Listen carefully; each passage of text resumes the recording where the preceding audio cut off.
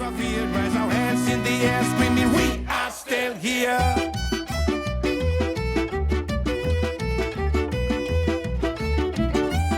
My name is Saif. I'm 27 years old. I'm from Nablus, in the north of West Bank, Palestine. I studied mechanical engineering at An-Najah National University. I'm also a vice president of an NGO called Seeds for Development and Culture, based in Nablus. Seeds mainly focus on youth empowerment, women empowerment, political education and political awareness, besides also voluntary work. Like March 2020, we started to have like people tested positive, and also they interacted like with some group of tourists and so on. So immediately the government declared the state of emergency. After 2 months from the complete lockdown, people actually started to feel the economic pressure due to the lockdown. The impact of the lockdown started to appear more and more after the third month, and people started to complain. And there was like callings to end this lockdown, and it happened. I believe there was a mistake, because we went from the total lockdown to a complete opening for all the sectors. Here in Palestine, we don't control our borders.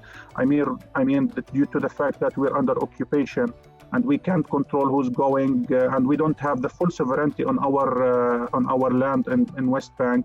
We had like a second wave, like starting from October 2020, where I personally got infected and tested positive with my family. I suffered from some major like symptoms. I lost my ability to smell and to taste, with like some joint pain, but thankfully I'm fully covered now. It took me actually like 2 months to feel that I went back to normal. We implemented 2 projects. The first one was providing the people with like food parcels, 500 food parcels, but we wanted to do it like in an unusual way. We wanted like to reach the people who lost their income during the pandemic, like the people who lost their daily wages, like taxi drivers, like waiters, like, because they take, their salaries like daily. And those people, they completely lost their income due to the lockdown and so on and so forth.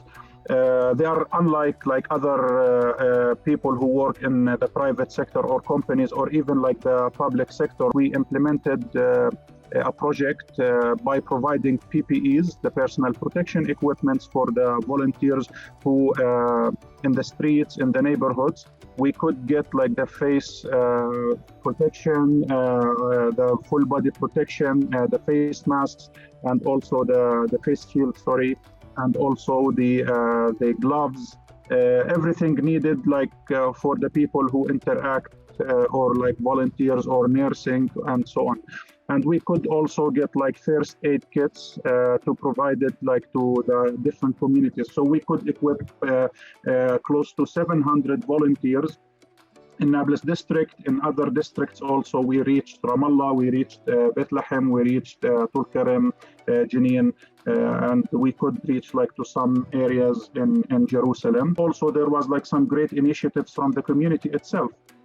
And at that time, the community and the volunteers and the activists could really, took the responsibility to organize themselves and start personal or group initiatives in each neighborhood to provide food parcels, to provide like any kind of help to the people.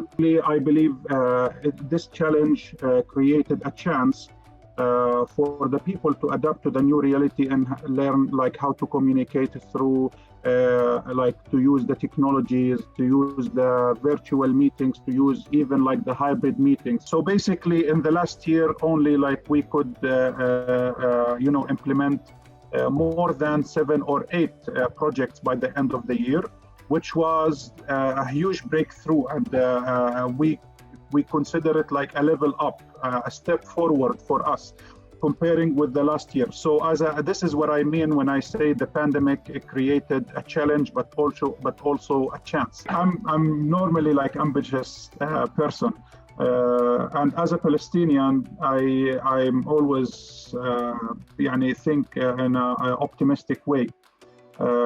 So my wishes for the future, for me and for the Palestinians and for the whole world, like to have peace and to live in peace and to end all the kind of occupation and all kind of conflicts. This is actually the wish, the main wish, and I want to be actually a main contributor in this.